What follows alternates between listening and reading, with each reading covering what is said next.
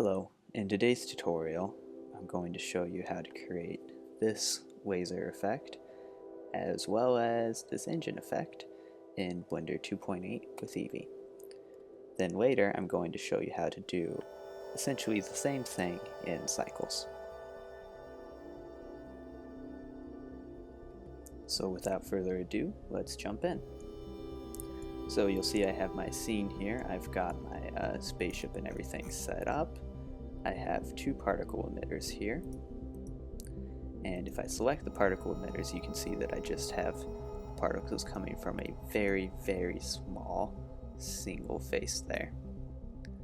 Now, over in our Particles tab, once we have our laser emitter selected, I've got, of course, the usual settings you would expect to see. There's number, seed.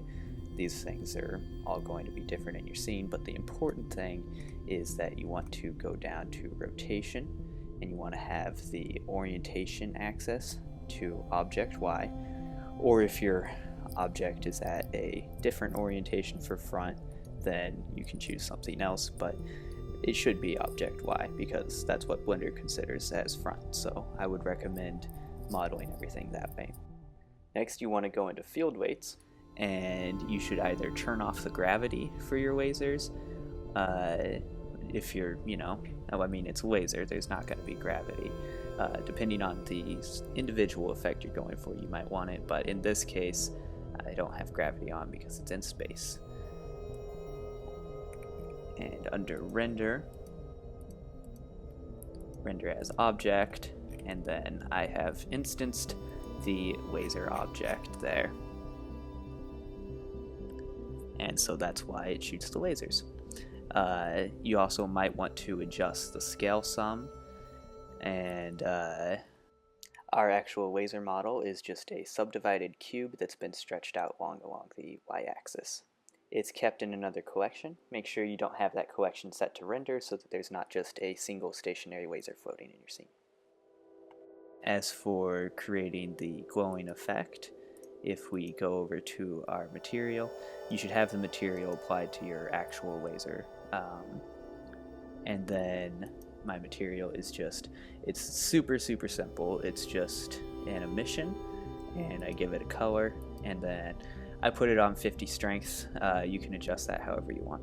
So for this effect to work in your Eevee render settings, you want to make sure that you have bloom on.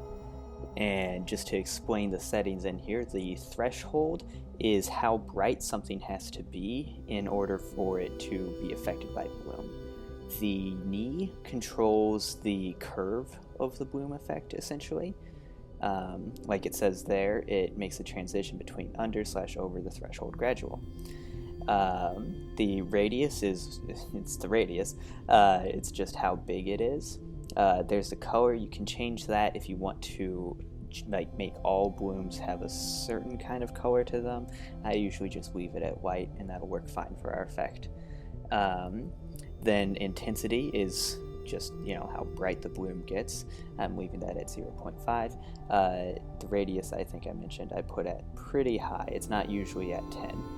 And then the clamp, I set it to 5, which just makes it so that it can be much more intense. So our emission shaders have a 50 as their strength, and if I just left it at 1, the effect would look fine, but by having my clamp at 5 and having my radius at 10, I get that really big screen covering effect that almost looks like kind of a lens flare or something when we render it out. That's really all there is to this effect. The emitter is, of course, parented to the spaceship, which flies, and there you go.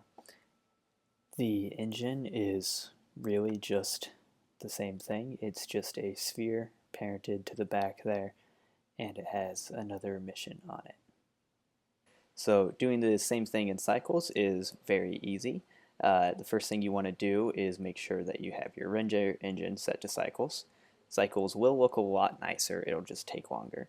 Then you want to go up to your Compositing tab, and in Compositor you want to make sure that you have Use Nodes checked, And then another thing you need to do is go over to your view layer over here and make sure you have emission checked under light. So that's very vital. And then you'll render out your scene real quick. There we go. And once you have your scene rendered out, you're going to add in a mix node, and you're going to set that mix node to add. Then you're going to add in a glare node, and you're going to set it to fog glow, and I kept it at low because it seemed fine to me. I put the size up to 9. You can adjust the settings how you want. You could even potentially add in multiple to change the effect and make it however you want it.